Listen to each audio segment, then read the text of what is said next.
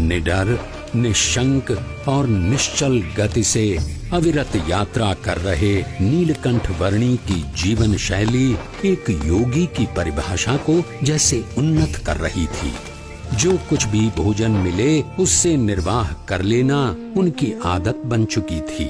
एक ब्रह्मचारी की तरह आसन मुद्रा में ही निद्राधीन होना उनका नियम बन चुका था और मुमुक्षुओं की खोज में चलते रहना उनका नित्य क्रम।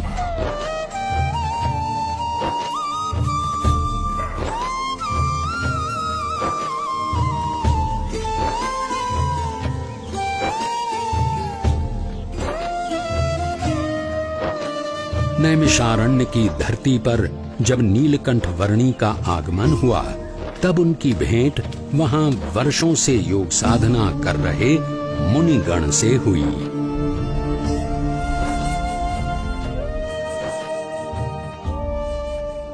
आपकी उपस्थिति से ही प्रतीत हो गया कि हमारी वर्षों की योग साधना सार्थक हो गई, अर्थपूर्ण हो गई। योग साधना की अर्थपूर्णता तब होती है जब योगी ब्राह्मी स्थिति को प्राप्त कर प्रत्यक्ष परब्रह्म में जुड़ जाए, ऐसा भगवत गीता में कहा गया है। ऐसी ब्राह्मी स्थिति के लिए कठिन से कठिन योग साधना करने के लिए हम तैयार हैं।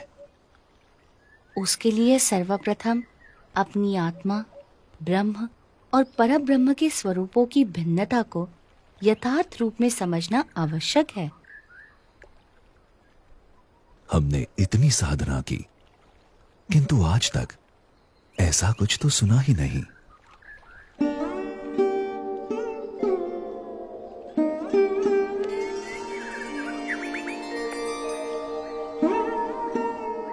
बाल योगी, आपके विचारों में कुछ नवीनता है। हमारी अभिलाषा है कि आप सदैव हमारे साथ यहीं रहें। वैसे भी इस नैमिषारण्य से अच्छा स्थान इस पृथ्वी पर कहीं नहीं है। ऋषिवर, जहां भी भगवान या उनके सच्चे ब्रह्म स्वरूप सत्पुरुष की निश्रा है, वैसा हर एक स्थान नैमिषारण्य तीर्थ के समान ही है। नैमिषारण्य से चल पड़े नीलकंठ वर्णी सहजापुर आ पहुंचे।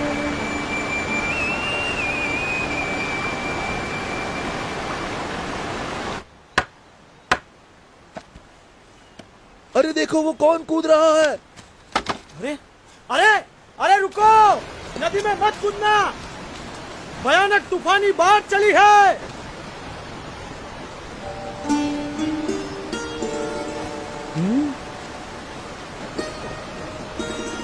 अरे कूदे तो मर जाओगे, वापस आओ, रुक जाओ, ठहरो, मर जाओगे। कहाँ गया? लगता है पानी के भंवरों ने उसे खींच लिया, डुबो दिया। इतनी भयानक बाढ़, उसका जीवित रहना असंभव है। मर गया बेचारा। कहाँ गया वो बच्चा? कहीं नजर नहीं आ रहा। राम राम।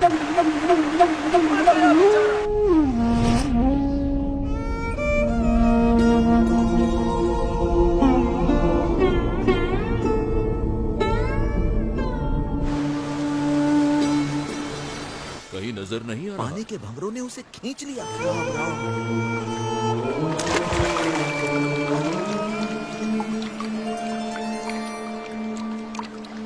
भयानक बाढ़ में उसका जीवित रहना असंभव है। बेचारा। अरे ये नहीं कौन होगा ये कैसे बच गया? अरे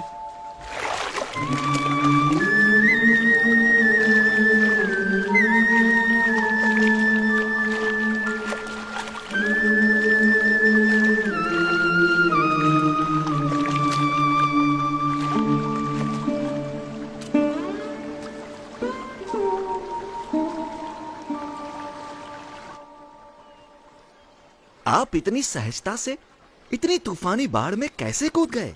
आपको डर नहीं लगा? भीतर की शांति ऊपर के तूफानों को भी शांत कर देती है। ऊपर के तूफानों से डरोगे तो भीतर की शांति कैसे पाओगे?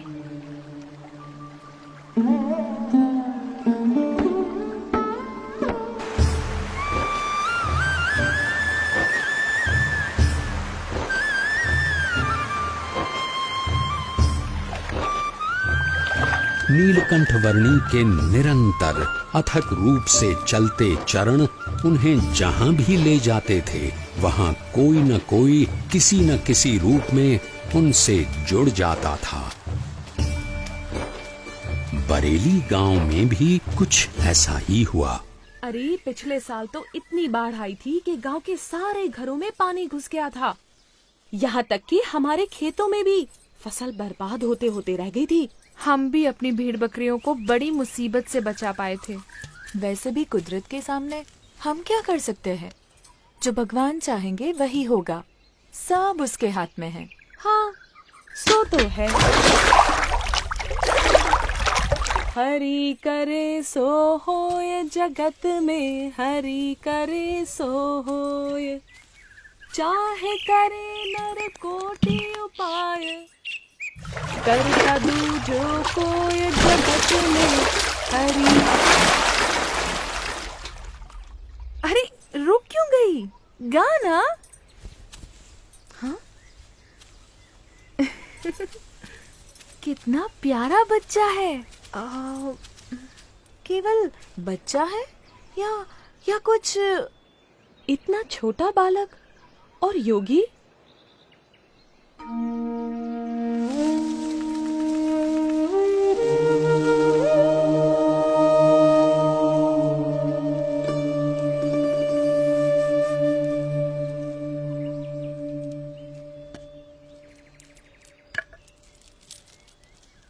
बेटा, तुम कौन हो? तुम्हारा नाम क्या है? यूं तो सारे नाम मेरे ही हैं, पर आप चाहें तो मुझे नीलकंठ बुला सकते हैं। नीलकंठ? पर तुम यहाँ क्या कर रहे हो बेटा? तुम्हारा घर कहाँ है? उस घर का तो मैं त्याग कर चुका हूँ। फिर भी मैं जहाँ भी हूँ घर में ही हूँ, क्योंकि मेरा घर तो सारा विश्व है। पर इतनी छोटी उम्र में तुमने अपनों को क्यों छोड़ा? सबको अपनाने के लिए। जो भटक गए हैं उन्हें घर वापस लाने के लिए। तुम हो तो इतने छोटे से, पर बातें बहुत बड़ी बड़ी करते हो।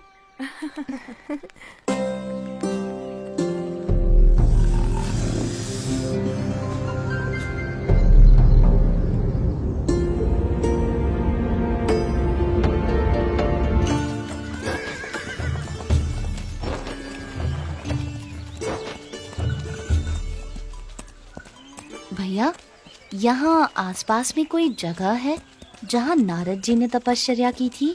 हाँ, उस जगह का नाम ही नारद वन है। यहीं से उस तरफ का रास्ता पड़ता है। अरे वो बच्चा अकेला जा रहा है। किंतु तुम्हारा अकेले वहां जाना ठीक नहीं होगा, बड़ी भयानक जगह है। नीलकंठ वर्णी ऐसे भयानक वनों में भी सहज रूप से चले जाते थे जहां दिन में भी सूरज की किरणें प्रवेश नहीं कर सकती थीं।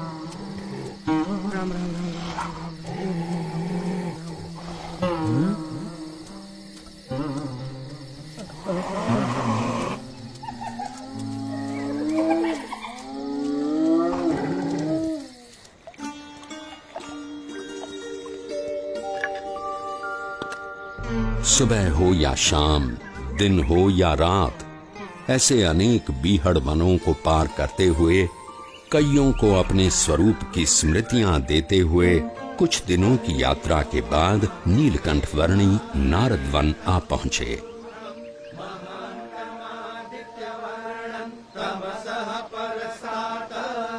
तमेव विदित्वाति मृत्युमेति नान्यः पंथा विद्यते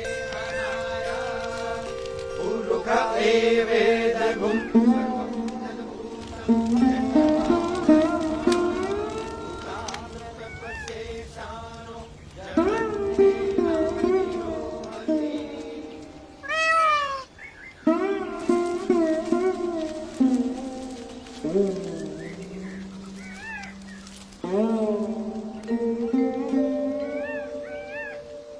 आपके दर्शन मात्र से प्रतीत होता है कि कई वर्षों से जिनका स्मरण हम अपने हृदय में करते आए हैं, वो भगवान स्वयं आज हमारे समक्ष प्रकट खड़े हैं।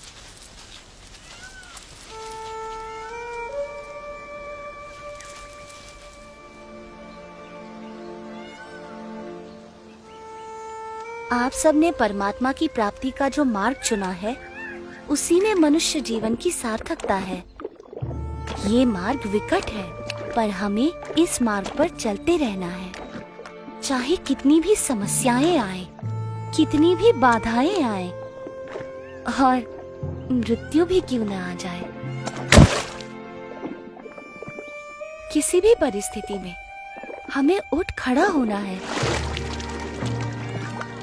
सच्चे भाव से, सच्ची लगन से परमात्मा प्राप्ति के मार्ग पर चलते रहना है, तो परमात्मा कृपा करके हर अंधेरे को दूर कर हमारे जीवन में उनकी प्राप्ति की सुबह लाएंगे।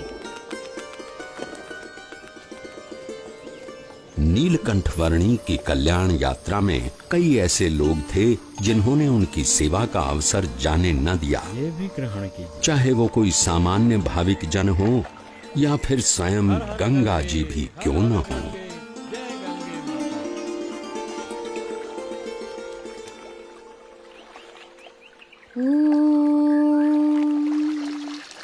भूर्भुवः स्वः तत्सवितुर्वरेण्यं भर्गो देवस्य धीमहि धियो यो नः प्रचोदयात्।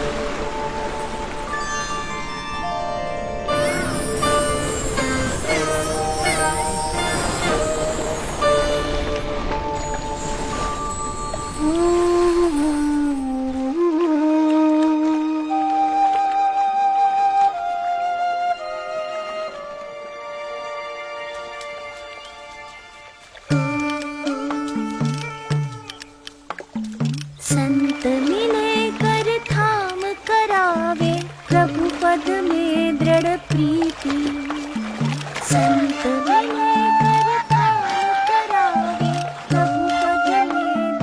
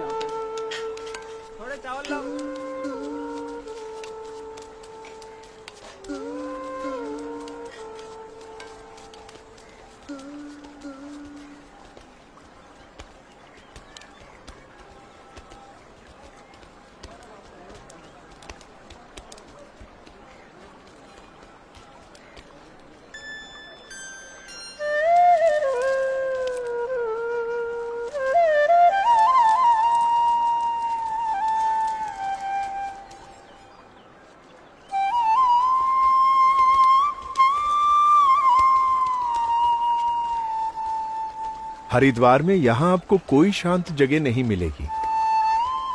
मेरे साथ आइए, मैं आपको ऐसी जगह ले चलता हूं जहां शांति हो, एकांत हो।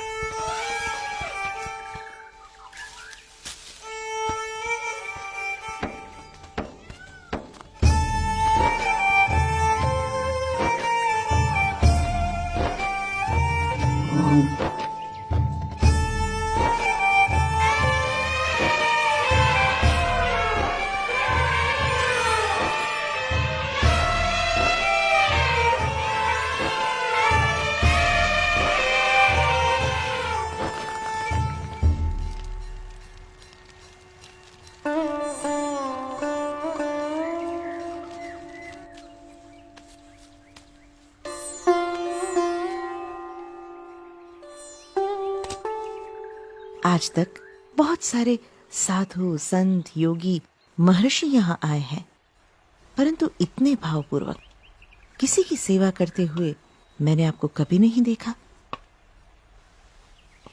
कौन है ये? जो कुछ भी है यही है। इनके आगमन से हरिद्वार सच में हरि का द्वार बन गया। हाँ?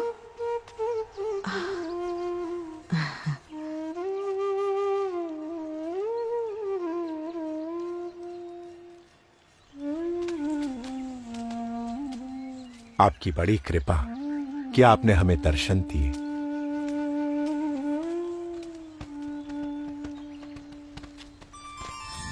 सबकी भक्ति का स्वीकार करना और ज्ञान की परम अवस्था में रहते हुए भी भक्ति का एक भी अवसर जाने न देना, वो नीलकंठ वर्णी की निजी रीत थी।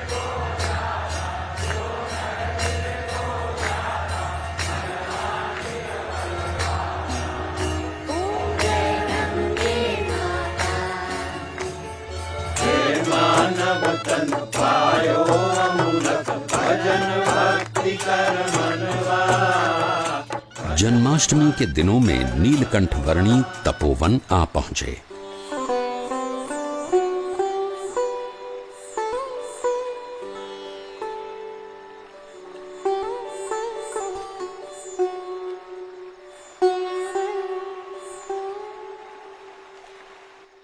इस तपोवन में रम्यक मुनि और ध्रुव जी से लेकर आज तक बहुत ऋषियों ने तपश्चर्या की है, पर हम लोग सबसे अधिक भाग्यशाली है कि स्वयं आप हमें कल्याण प्रदान करने के लिए यहाँ पधारे। मैं मुमुक्षु से मिलने के लिए सदैव उत्सुक रहता हूँ। धन्यवाद प्रभु। यहाँ ऋषिकेश में भगवान श्री राम के भाई लक्ष्मण जी ने तपश्चर्या की थी, इसलिए यह मंदिर लक्ष्मण मंदिर के नाम से प्रचलित है। यहाँ उपवित परिवर्तन करने की विशेष महिमा है। मनुष्यों और परमात्मा के बीच का एक मार्ग प्रस्थापित करने के लिए कटिबद्ध और भवसागर में डूब रहे जीवों को उबारने के लिए संकल्पबद्ध नीलकंठ वर्णी ने गढ़वाल प्रदेश में अपनी कल्याण यात्रा को आगे बढ़ाया।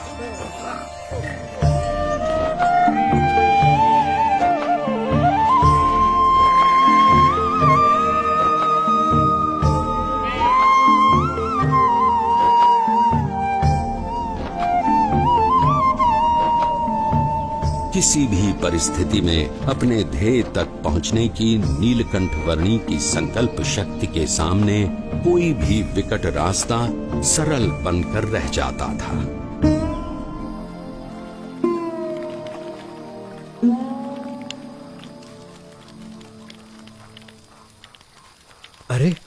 बच्चे को देखो, इतनी ठंड में इतने कम कपड़े, ये जिंदा कैसे रहता होगा? प्रकृति की हर कठिनाई को हंसते मुंह सहकर भी प्रकृति के तत्वों का आनंद लेते रहना नीलकंठ वर्णी के लिए सहज था। उनकी ये विलक्षणता कभी कभी प्रकृति के तत्वों में भी ऊर्जा का संचार कर देती थी।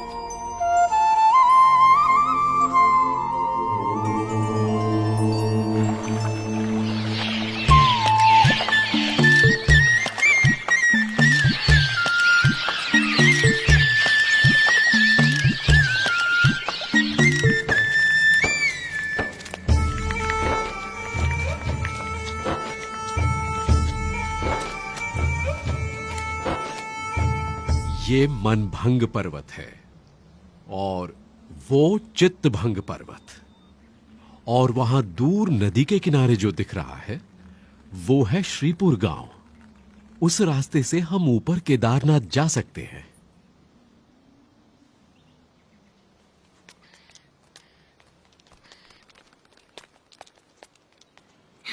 ये क्या बना रहे हो? ये जीव है और ये ईश्वर है, और ये उनके ऊपर माया का घोर अंधकार। ये क्या?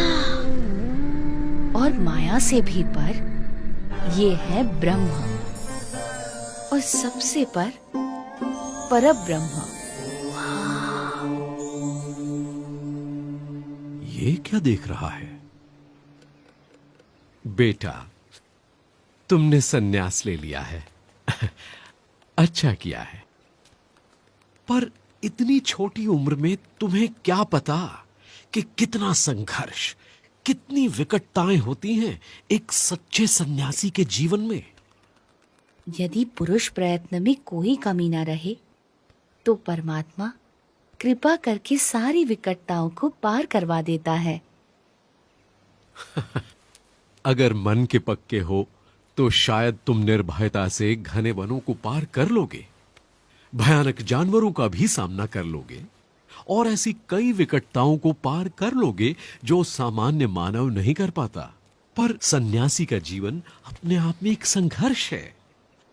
साधु का जीवन कोई गुलाब के फूलों की सेज नहीं कि जिस पर आराम से सो जाओ, पर वो दो धार वाली तलवार है जिस पर मृत्यु पर्यंत चलना है। जहां ध्येय शुद्ध हो वहां उसे पूर्ण करने के सारे मार्ग परमात्मा तय कर देते हैं।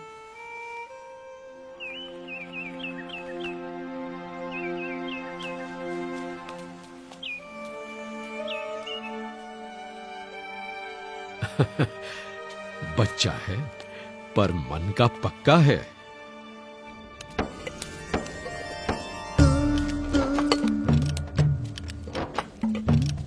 दुर्गम पहाड़ियों के बीच से भी रास्ता निकाल लेना, भयानक परिस्थितियों से भी बड़ी सहजता से निकल जाना, और भोजन के लिए जो कुछ भी मिले उससे अपने शरीर को अनुकूल कर लेना नीलकंठ वर्णी भली भांति जानते थे।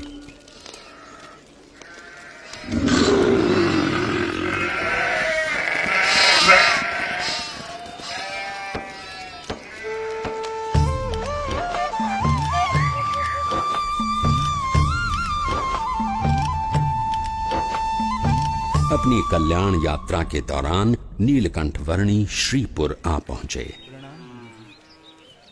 प्रणाम मोहन जी। आशीर्वाद। स्वस्थ तो हो ना? हाँ। प्रणाम। शुभम भवतु। कल्याण। ईश्वर मंगल करे। बाल योगी है, सुबह से यहीं ठहरे हैं।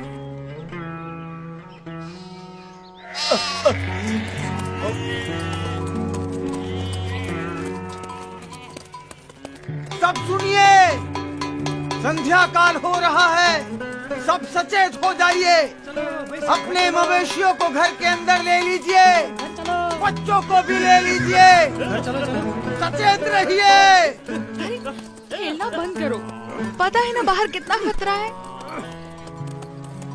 घर का ताला अंदर से बंद कर लेना, कोई बाहर ना निकले, ध्यान रखना। चलो चलो जल्दी करो। चलो जल्दी जल्दी सब कुछ अंदर रख दो। चलो चलो जल्दी करो। मैंने इस तरफ के दरवाजे बंद कर दिए हैं। भी सब बंद कर दिया है। चलो जरा जल्दी करो। चलो चलो तुम जल्दी पीछे करो। के सारे दरवाजे भी बंद कर दो। हाँ भैया। अरे कोई खिड़कियां भी खुली मत छोड़ना।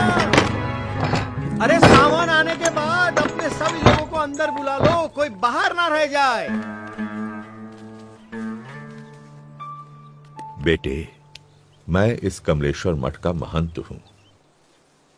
अंधेरा हो रहा है और रात बहुत डरावनी होगी। मठ के अंदर आकर रहो। अंतर का उजास बाहर के अंधेरे से डरने ही नहीं देता। अच्छा, अगर मठ में रहना नहीं चाहते हो तो फिर श्रीपुर गांव में कोई और ठिकाना ढूंढ लो, लेकिन यहां मत रुको। मैं बस्ती से दूर एकांत में रहना अधिक पसंद करता हूँ। लेकिन यहां रुकने में खतरा है। यहां रात में खूंखार जानवर आते रहते हैं। इंसान हो या मवेशी, किसी का भी शिकार कर लेते हैं। यहां रात की हवा में मृत्यु मंडराती रहती है। तो आपका कहना है कि मृत्यु आपके मठ में प्रवेश नहीं कर सकती? क्या आपके किवाड़ या दीवार मृत्यु को रोक सकते हैं? मृत्यु को तो कोई नहीं रोक सकता मेरे बच्चे, लेकिन सामने से मृत्यु को गले लगाना भी तो उचित नहीं। यदि मृत्यु को कोई रोक ही नहीं सकता तो उससे डरना भी क्यों? जीवन से मोह ही भय का कारण है। जहां मोह नहीं वहां भय नहीं। तुम बालक भी हो और योगी भी। अब बाल हठ और योगी हठ दोनों को तो मैं नहीं छुड़वा सकता। वैसे मठ में सदैव तुम्हारा स्वागत है। मन करे तो चले आना।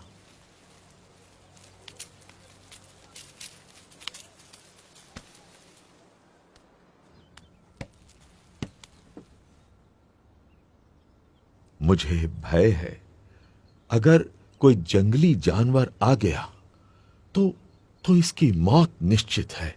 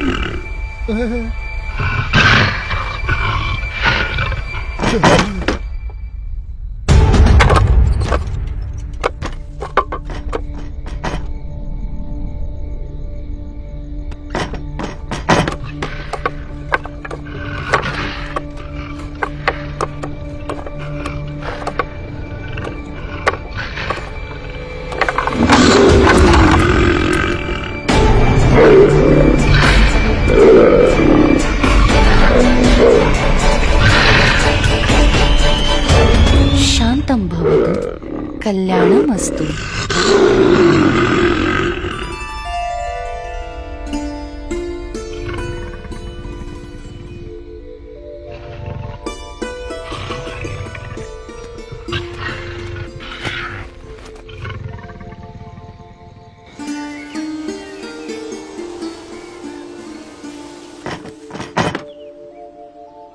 ये क्या? मैं ये क्या देख रहा हूं? अकल्पनीय। जहां दिव्य प्रेम हो वहां भय नहीं हो सकता।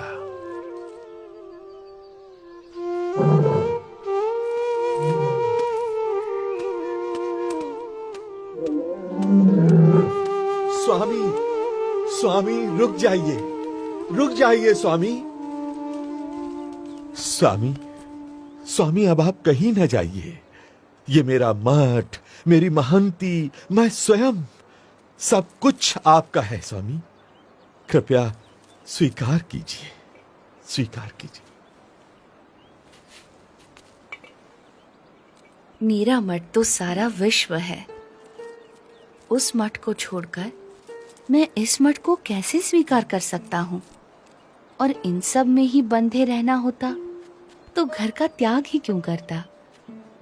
प्रभु, हमारा प्रेम स्वीकार कर यहीं रुक जाइए और हमें आपकी सेवा का मौका दीजिए। जब तुम दूसरों की सेवा करते हो तो मेरी ही सेवा करते हो। जब तुम दूसरों को प्रेम करते हो तो मुझे ही प्रेम करते हो।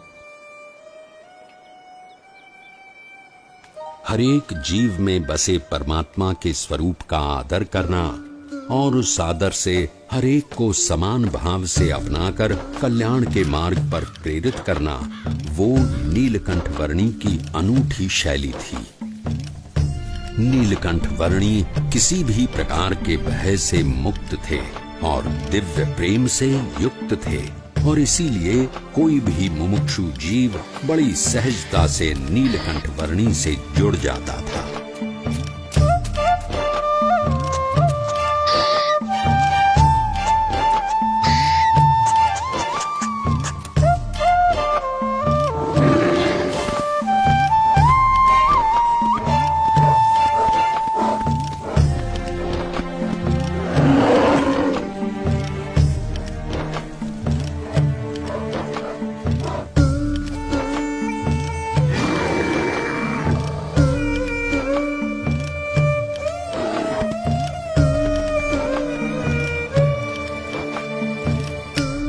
कल सुबह स्नान पूजा आदि करने के लिए अच्छी जगह कहाँ मिलेगी? इस तरफ चले जाओ।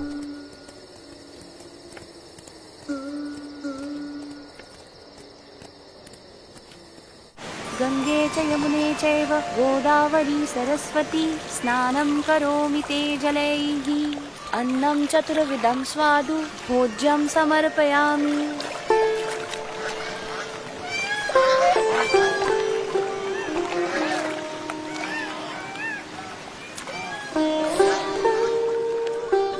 हमें जो मनुष्य जन्म मिला है वो बहुत दुर्लभ है और इसीलिए उसका उपयोग भी कल्याण के लिए होना चाहिए। संसार सिंधु करन को नैया भक्ति हरि की कर ले भैया। संसार सिंधु करन को नैया भक्ति हरि की कर ले भैया। अंत समय हरि मुक्ति दिलावई बिनु हरि के कछु काम न आवे। अंत समय हरि मुक्ति दिलावई बिनु हरि के कछु काम न आवे। अंत समय हरि मुक्ति दिलावई बिनु हरि के कछु काम।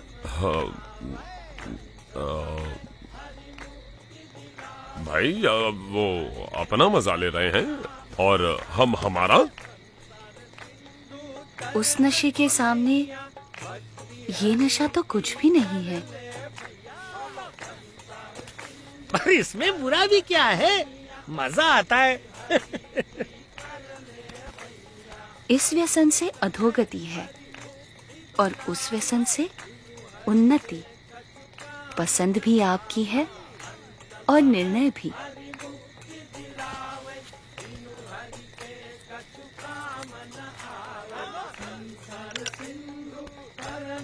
भैया भक्ति हरि की कर ले भैया।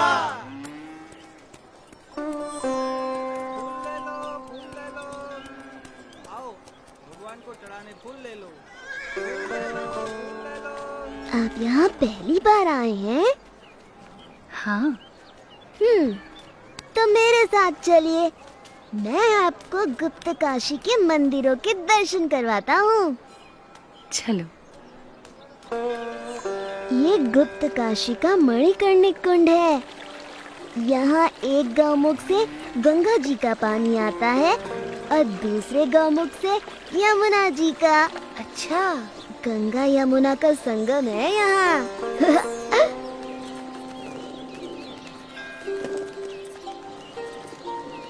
ये विश्वनाथ मंदिर है और ये पास में है अर्धनारीश्वर मंदिर। अब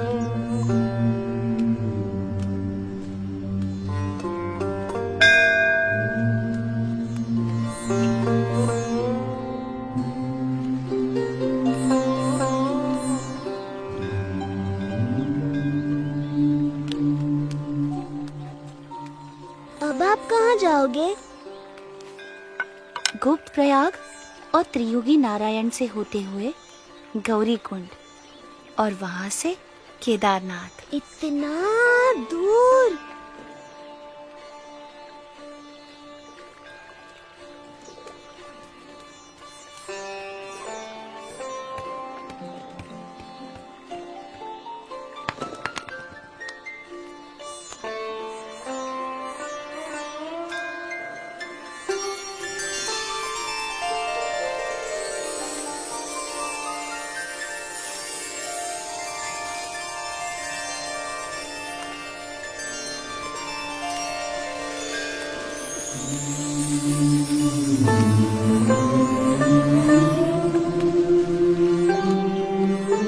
प्रणाम, अपना ध्यान रखना।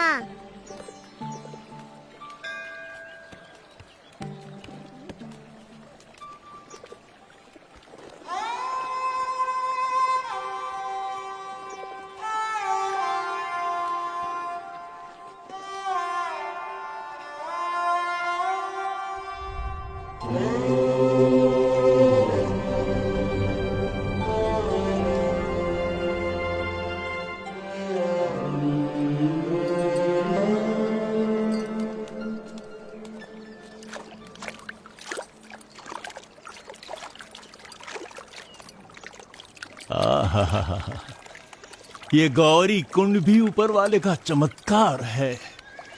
चारों तरफ केदारनाथ की ठंड और उसके बीच में इस गौरी कुंड का गर्मीला पानी। आहा, बस जी भर के नहाओ, ठंड की कोई फिक्र नहीं। आहा, सही कहते हो तुम।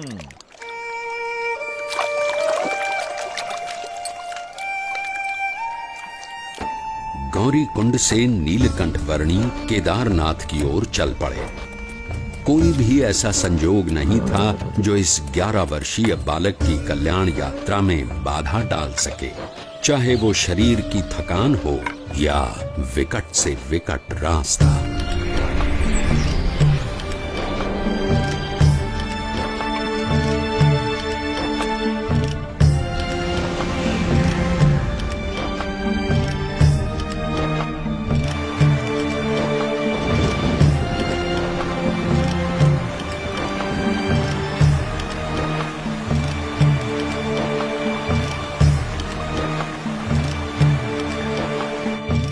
भवाटवी में साधु की संगत हरिपद प्राप्त करावे।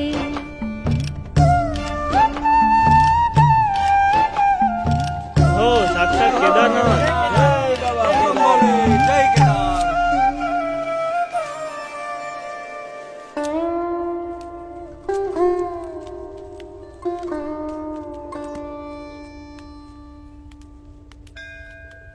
ये कहाँ खोया हुआ है?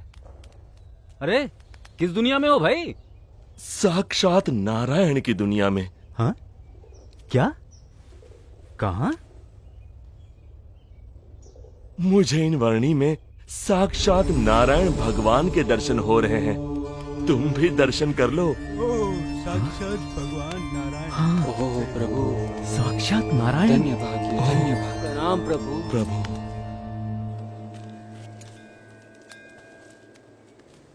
मान लो कि तुम यहां केदारनाथ में हो। ये रहा केदारनाथ और तुम्हें जाना है यहां बद्रीनाथ में। हाँ, ये रहा बद्रीनाथ। अब सवाल ये है कि भाई जाओगे कैसे?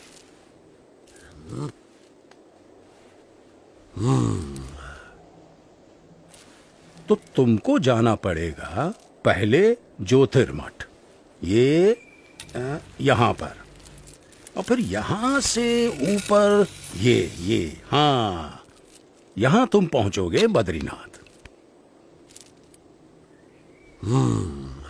ये तो बड़ा लंबा रास्ता है, ज्यादा समय लग जाएगा। यही एक भला चंगा रास्ता है जो तुम्हें सही सलामत पहुंचा सके। और कहीं इधर उधर भटकने गए तो हमेशा के लिए भटक जाओगे। किसी जंगली जानवर का शिकार हो जाओगे या भटकते भटकते ही मौत के मुंह में जा गिरोगे। हाँ, फिर तो हम इसी रास्ते से जाएंगे। हाँ भाई, क्या कहना है तुम्हारा? हाँ भाई, जान बचेगी तो ही तो बद्रीनाथ पहुंचेंगे। हाँ?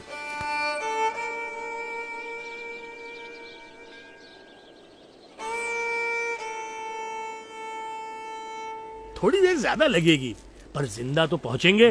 हाँ, सही समझे। हाँ भाई, सुरक्षित रास्ते से ही चलेंगे।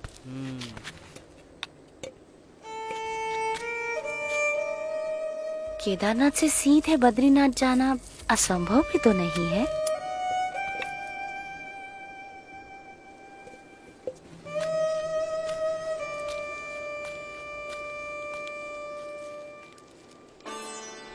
केदारनाथ से सीधे बद्रीनाथ, एक ऐसा मार्ग जिससे गुजरने के बारे में कोई सामान्य मानवी तो सोच भी नहीं सकता था, जहां मानो मनुष्य जीवन का अस्तित्व ही नहीं था।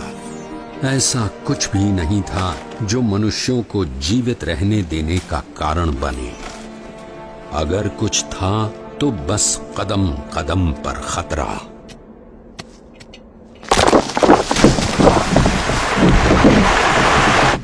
शून्य के नीचे का तापमान जो पानी को पीने के लायक भी नहीं छोड़ता था।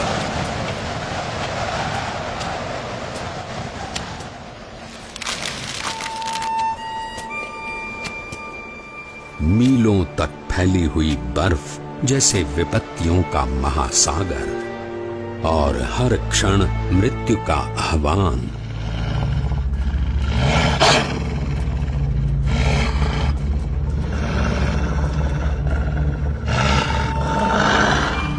पर केवल 11 वर्ष का एक बालक कृत निश्चयी था अपने ध्येय तक पहुंचने के लिए।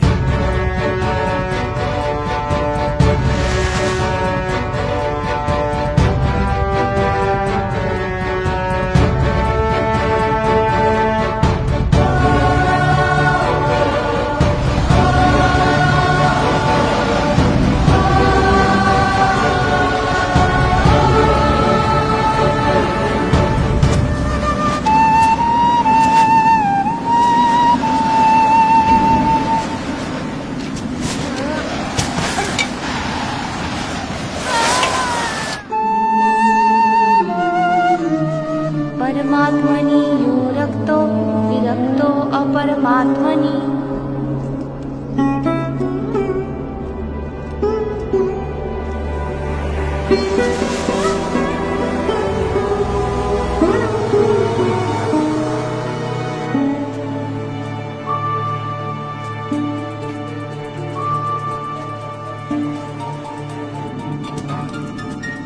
परमात्मनि यो रक्तो विरक्तो अपरमात्मनि।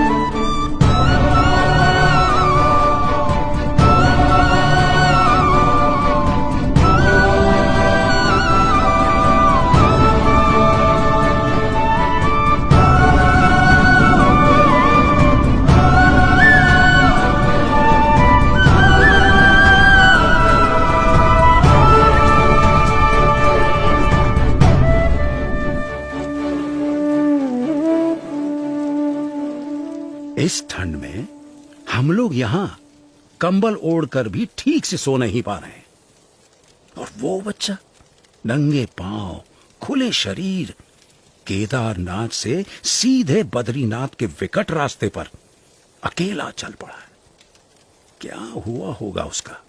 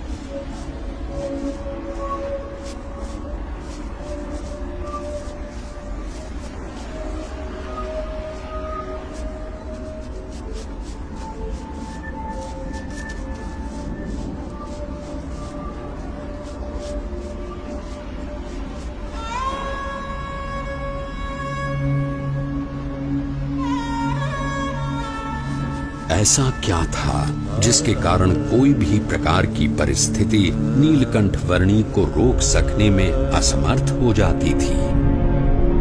कभी हिम प्रपात तो कभी भयानक बारिश, अनजान और निर्जन रास्तों में जंगली जानवरों से आकस्मिक भेंट, अनजान रास्तों को समझकर पहाड़ियों और खाइयों के बीच में से भी रास्ता कर लेने की चुनौती, और आराम करने के लिए धरती का बिछौना और आकाश की चद्दर। नीलकंठ वर्णी की दृष्टि में ऐसा कुछ भी नहीं था जो इस मनुष्य शरीर से नहीं हो सकता था। देह भाव से पर और मनोभाव से पर नीलकंठ वर्णी की आध्यात्मिक स्थिति ही ऐसी थी जो किसी भी परिस्थिति से ऊपर उठकर उनकी कल्याण यात्रा को आगे बढ़ाए रखती थी।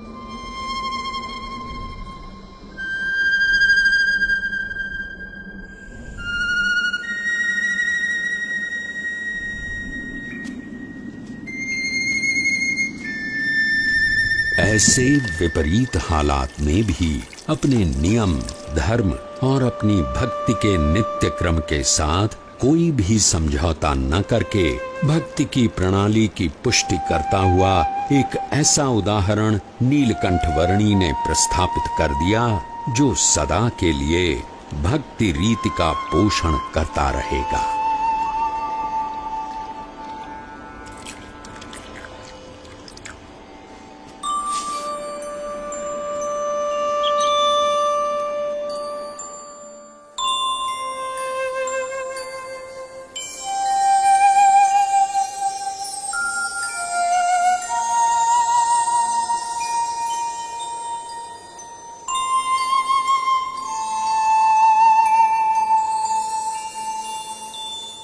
आज के समय में भी कई लोग साथ मिलकर बहुत सारी सुविधाओं के साथ जिसे पार करने के लिए हिचकिचाते हैं, वैसा केदारनाथ से सीधे बद्रीनाथ जाने का लगभग 75 किलोमीटर का मार्ग नीलकंठ वर्णी ने नंगे पांव, खुले शरीर, अकेले केवल 9 दिनों में पार कर लिया।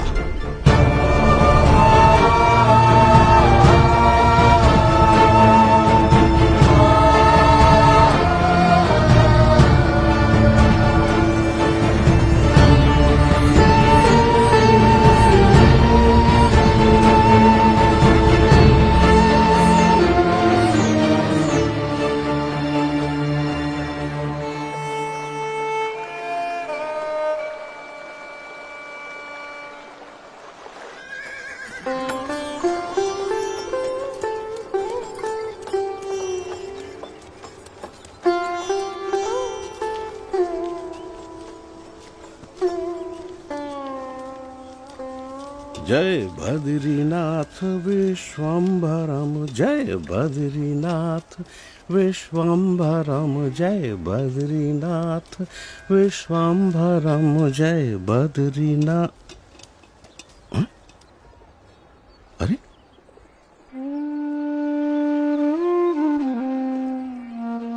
इस चरण छाप में ऊर्ध्व रेखा के साथ सारे 16 चरण चिन्ह।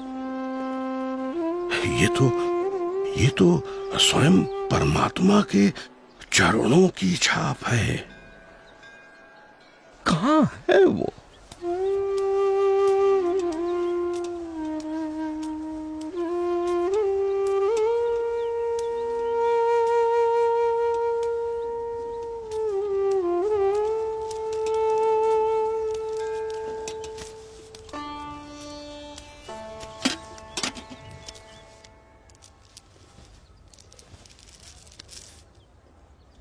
प्रणाम। मनुष्य के रूप में आपका दर्शन पाकर आज मेरे आनंद की कोई सीमा नहीं है प्रभु। मेरा रोम रोम हर्षित है प्रभु। कहीं सुना है और शास्त्रों में पढ़ा भी है कि भगवान जब मनुष्य रूप धारण करते हैं तब उन्हें पहचानने का सौभाग्य बहुत भाग्यशाली को ही मिलता है। आज मेरे जन्मों जन्म के भाग्य खुल गए कि आपके प्रत्यक्ष दर्शन हो गए। आपने क्या नाम ग्रहण किया है प्रभु? मेरा नाम है नीलकंठ। नीलकंठ। आप कहां से आए हैं प्रभु? अनेर देश से। ऐसी तो कोई जगह का नाम मुझे याद नहीं। प्रभु मेरी समझ में आए उस तरह से बताइए। कहां से यात्रा आरंभ की, किन किन तीर्थ स्थानों को अपनी उपस्थिति से पावन किया, कहां ठहरे? मैंने आषाढ़ मास में अयोध्या से सरयू पार की और अमरापुर आया। हिंडोला के दिन नारद वन में बिताए और पवित्र एकादशी हरिद्वार में की। तपोवन में जन्माष्टमी का उत्सव मनाया। लक्ष्मण झूला के पास लक्ष्मण मंदिर में उपवीत परिवर्तन किया। गणेश चतुर्थी श्रीनगर में, ऋषि पंचमी उद्धव वन में और जल झलनी एकादशी एवं वामन द्वादशी गुप्त काशी में की। त्रियुगी नारायण में पूर्णिमा करके श्राद्ध पक्ष मैंने गुप्त प्रयाग और केदारनाथ में बिताया और नवरात्रि के आरंभ में केदारनाथ से चलकर पहाड़ों को पार करके आज नवरात्रि के 9वें दिन यहाँ बद्रीनाथ आया हूँ। और आपका भाव है, इसीलिए दीपोत्सव और अन्नकूट उत्सव यही आपके साथ मनाऊंगा। अवश्य प्रभु।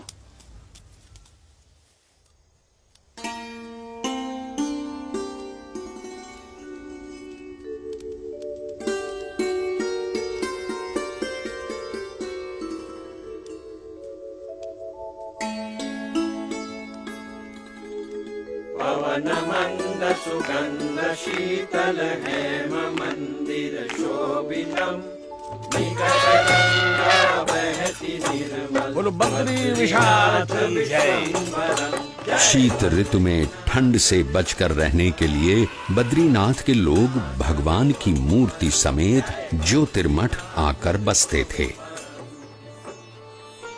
नीलकंठ वर्णी भी उनके साथ ज्योतिर्मठ आए। अहम ब्रह्मास्मि अहम ब्रह्मास्मि अयम आत्मा ब्रह्म एव अयम आत्मा ब्रह्म एव।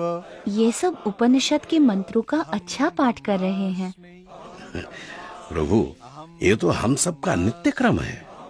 इन मंत्रों के रटन से ये सब अपनी आत्मा का ब्रह्म के रूप से अनुसंधान कर रहे हैं। ऐसा उत्तम ध्येय रखते हैं। उसका अर्थ है कि ब्रह्म, आत्मा एवं परमात्मा के स्वरूपों की भिन्नता को वे यथार्थ रूप से समझते हैं। हमने तो ऐसा ही रटन सीखा है। अहम ब्रह्मास्मि अहम ब्रह्मास्मि।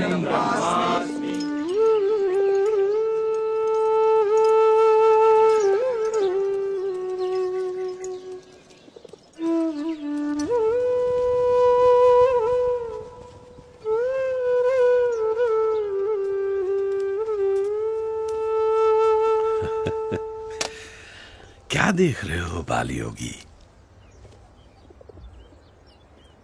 मुझे मानसरोवर जाना है। क्या आप रास्ता दिखा सकते हैं? अभी से रास्ता पूछ के आप क्या करोगे? अरे जब ठंड की ऋतु समाप्त हो जाएगी तब बहुत सारे लोग वहां जाएंगे, उनके साथ चले जाना। हाँ?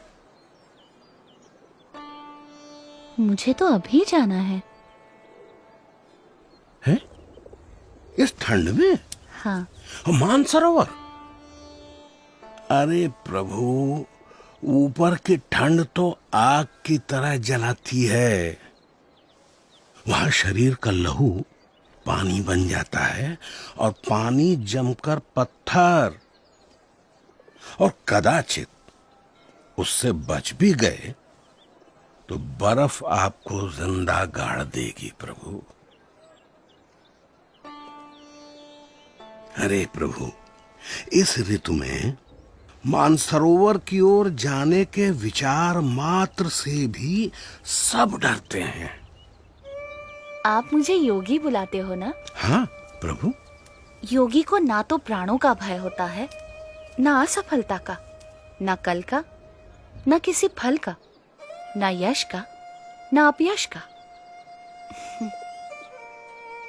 आपका बहुत धन्यवाद कि आप मेरी चिंता करते हैं। प्रभु,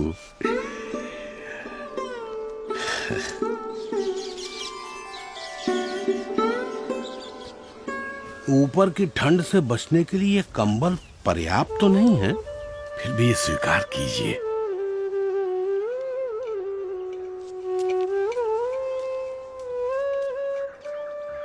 खेलने कूदने की उम्र में इतने कष्ट, ऐसी तपश्चर्या, इतनी कठिन यात्रा किस लिए?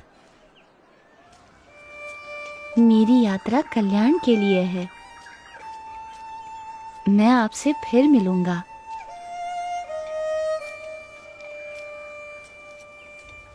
आपके दर्शन की प्रतीक्षा रहेगी प्रभु।